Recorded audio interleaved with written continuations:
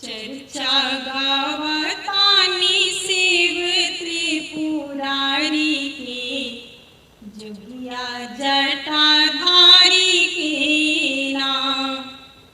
चर्चा गावतानी शिव त्रिपुरारी की, जोगिया जटाधारी की नाम।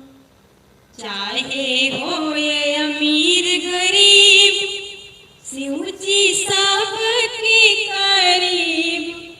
चाहे होए अमीर गरीब, शिव जी सबके करीब। संग में पूजा तानी, संग में पूजा तानी गौरा महातारी की, जोगिया जटाधारी के नाम।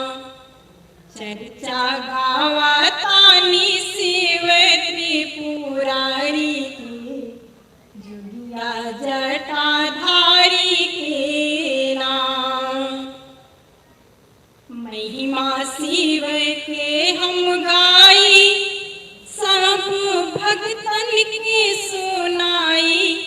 महिमा शिव के हम गाई, सब भक्तन के सुनाई। ध्यान धैनी, ओ ध्यान धैनी हम अड़भंगी डमरूधारी के, जोगिया जटाधारी के नाम। चर्चा गावतानी शिव त्रिपुरारी की, जोगिया जटाधारी के नाम। हमहु चर्चा गाई, सब भक्तन के सुनाई। हमहु चर्चा गाई, सब भक्तन के सुनाई। जय जय बोले, हो जय जय बोले भक्तन शंकर जटाधारी के, जोगिया जटाधारी के नाम। चर्चा करातानी शिव जटाधारी की, शंकर त्रिपुरारी के नाम।